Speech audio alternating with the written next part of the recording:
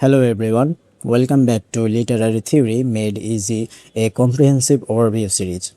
আমি এস.এম. নাফিল রিয়াদ আর আজকে আমরা ডিসকাস করতে যাচ্ছি পোস্ট কলোনিয়াল থিওরির সবচেয়ে ইনফ্লুয়েন্সিয়াল এবং রেভলিউশনারি টেক্সটগুলোর মধ্যে একটা এডওয়ার্ড সাইদের ওরিয়েন্টালিজম। অনেস্টলি লিটারারি থিওরির স্টুডেন্টদের জন্য এই বুকটা একটা টার্নিং পয়েন্ট, কারণ সাইদ আমাদের পুরো পার্সপেক্টিভটা চেঞ্জ করে দেন রিগার্ডিং ইস্ট আর ওয়েস্টের রিলেশনশিপ। আমরা নর্মালি ভাবি ইস্ট বা ওরিয়েন্ট একটা naturally existing geographical identity, but Said বলেন না, ওরিয়েন্ট আসলে কমপ্লিটলি ন্যাচারাল কোনো জিনিস না, এটা লার্জলি ওয়েস্টের ইমাজিনেশন, রিপ্রেজেন্টেশন আর পাওয়ারের মাধ্যমে ক্রিয়েট করা একটা concept.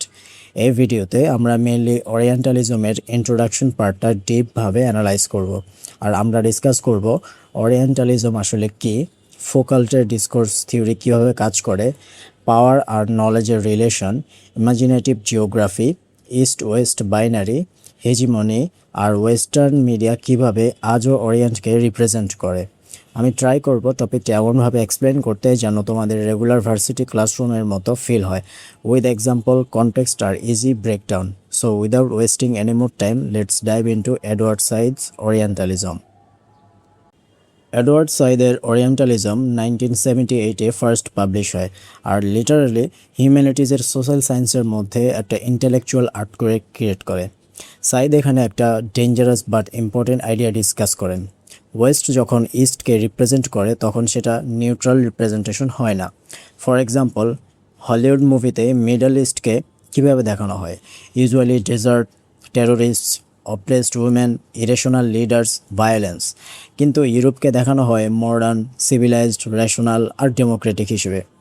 Saeed argues that this representations are not innocent, they are connected to political power and imperial history.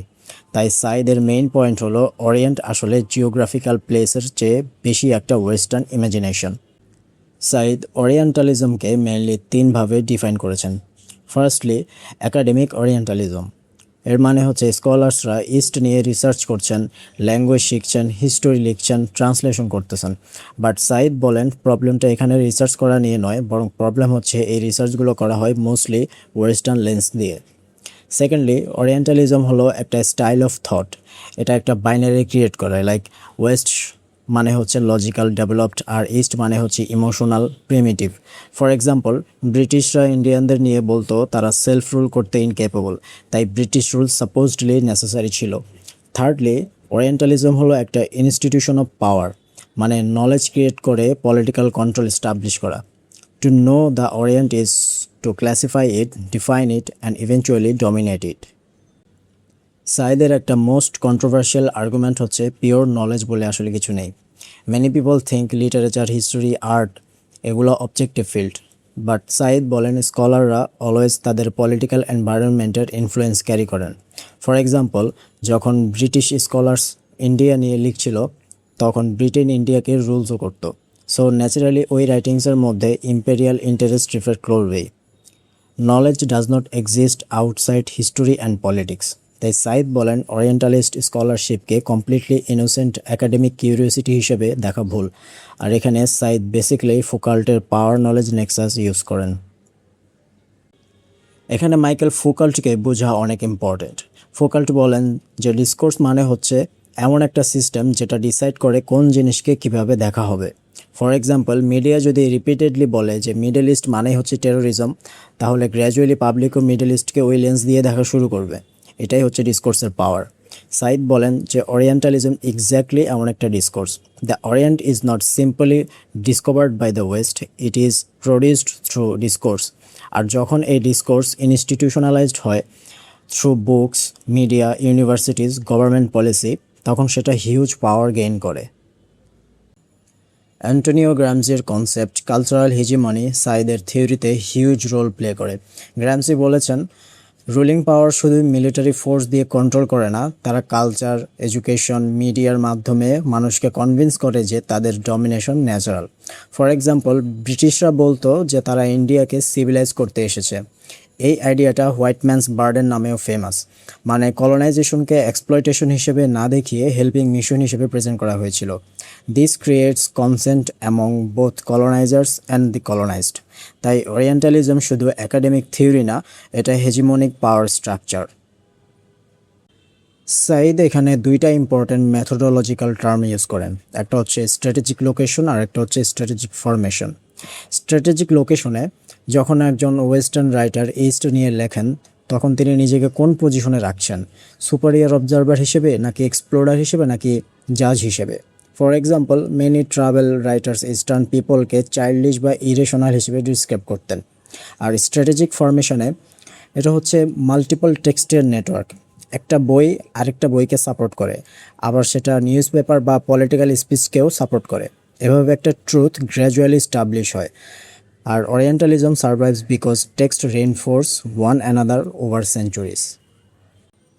Saeed বলেন, ইস্ট ওয়েস্ট ডিভিশনটা ন্যাচারাল নয়, এটা ইমাজিনেটিভ জিওগ্রাফি, মানে মেন্টালি একটা বাউন্ডারি ক্রিয়েট করা। ফর এক্সাম্পল, হলিউড মুভিতে আরব পুরুষদেরকে ভায়োলেন্ট, আরব মহিলাদেরকে অপ্রেসড, আর ইন্ডিয়াকে মিস্টিক্যাল স্নেক চার্মার ল্যান্ড হিসেবে দেখানো হয় প্রায় সব সময়। এই স্টেরিওটাইপসগুলো রিপিটেডলি ইউজ করতে করতে মানুষ এগুলো বিলিভ করতে স্টার্ট করে। The orient becomes the other against which the West defines itself, মানে ওয়েস্ট নিজেকে মডার্ন প্রুভ করতে ইস্টকে ব্যাকওয়ার্ড বানায়। মডার্ন ওরিয়েন্টালিজমের মেজর স্টার্টিং পয়েন্ট ধরা হয় নেপোলিয়নের ইজিপ্ট ইনভেশন থেকে। ইন্টারেস্টিং ফ্যাক্ট হলো, নেপোলিয়ন শুধু সোলজার নিয়ে যান নাই, উনি স্কলার্স, সায়েন্টিস্ট, হিস্টোরিয়ানস নিয়েও গিয়েছিলেন ইজিপ্ট স্টাডি করার জন্য। মিলিটারি কনকোয়েস্ট আর intellectual conquest both worked together. তারপর ব্রিটেন আর ফ্রান্স লং টাইম ওরিয়েন্টকে একাডেমিক্যালি স্টাডি করে রুলস করেছে। সেকেন্ড ওয়ার্ল্ড ওয়ারের পর আমেরিকা এই রোলটা নিয়ে নেয়। আজকে Hollywood, news media, security policy, area studies, এইগুলা ওরিয়েন্টালিস্ট ডিসকোর্স কন্টিনিউ করে। ফর এক্সাম্পল, 9/11-এর পর মুসলিমদেরকে গ্লোবালি সাসপিসিয়াস আইডেন্টিটি হিসেবে প্রেজেন্ট করা হয়। এটা ওরিয়েন্টালিজমের একটা most important example. Masters level ডিসকাশনে সাইদের ক্রিটিসিজম জানাটাও ইকুয়ালি ইম্পর্ট্যান্ট। ফার্স্ট ক্রিটিসিজমে উনি মোস্টলি ব্রিটিশ আর ফ্রেঞ্চ ওরিয়েন্টালিজম নিয়ে ফোকাস করেছেন, জার্মান ওরিয়েন্টালিজম নিয়ে একেবারে কম্পারেটিভলি ইগনোর করেছেন। এজাজ আহমেদের ক্রিটিসিজমে সাইদ ক্লাস স্ট্রাগল বা লোকাল রেজিস্ট্যান্সকে এনাফ ইম্পর্টেন্স দেন নাই। এরপর হোমি ভাবার ক্রিটিসিজমে সাইদের মডেল অনেক রিজিডভাবে দেখানো হয়। ভাবা বলেন, কালচারস অলওয়েজ মিক্সড হয়, পিওর ইস্ট বা পিওর ওয়েস্ট বলে কিছু নাই। তাই ভাবা হাইব্রিডিটি কনসেপ্ট ইন্ট্রোডিউস করেন। This critics do not destroy Said's theory, rather they expand postcolonial studies further. Many people think orientalism শুধু কলোনিয়াল পাস্টের টপিক, বাট অ্যাকচুয়ালি এটা আজও alive. For example, western media অনেক সময় মুসলিম কান্ট্রিজ নিয়ে শুধু war, terrorism, অপারেশনের নিউজ হাইলাইট করে, কিন্তু ওই কান্ট্রির art, literature, intellectual culture, normal daily life এগুলা রেয়ারলি দেখায়, না দেখায় বললেই চলে। This selective representation continues the orientalist gauge even today. তাই সাইদের এই থিওরিটা আজকের মিডিয়া অ্যানালাইসিসের জন্য এক্সট্রিমলি ইম্পর্ট্যান্ট। আলটিমেটলি এডওয়ার্ড সাইদের ওরিয়েন্টালিজম আমাদের একটা হিউজ লেসন্স দেয়। রিপ্রেজেন্টেশন মানে শুধু ডিসক্রিপশন না, রিপ্রেজেন্টেশন মানে পাওয়ার। যখন কোনো গ্রুপ অন্যদের ডিফাইন করার অথরিটি পেয়ে যায়, তখন সেই ডেফিনেশন গ্র্যাজুয়ালি ট্রুথ হয়ে যায়। সাইদ আমাদের এনকারেজ করেন যে স্টেরিওটাইপস কোশ্চেন করতে, মিডিয়াকে ক্রিটিক্যালি দেখতে, আর ইস্ট ওয়েস্ট বাইনারির বাইরে গিয়ে চিন্তা করতে। In short, Orientalism is not just a book about the past, it is a warning about how power shapes knowledge even today. আর এটাই সাইদের lasting impact. He teaches us how to critically read and the world itself. So guys, আজকের ডিসকাশনে আমরা Edward সাইদের ওরিয়েন্টালিজমের introduction ডিপভাবে analyse করলাম। আমরা দেখতে পারলাম Orientalism আসলে কী, ডিসকোর্স কীভাবে কাজ করে, পাওয়ার আর নলেজের মধ্যে রিলেশন কী, আর ওয়েস্ট কীভাবে ইস্টকে আদার হিসেবে কন্ট্রাস্ট করে। অনেস্টলি এই টেক্সটটা বুঝতে পারলে তোমরা শুধু পোস্ট কলোনিয়াল থিওরি না, তোমরা মডার্ন মিডিয়া, পলিটিক্স আর গ্লোবাল রিপ্রেজেন্টেশনও কমপ্লিটলি ডিফারেন্টভাবে দেখতে পারবে। So if this video helped you, then definitely like, share and follow my profile. আর until then, keep reading, see you in the next video. Next topic is Pitfalls of the Nationalist Consciousness by Franz Fanon.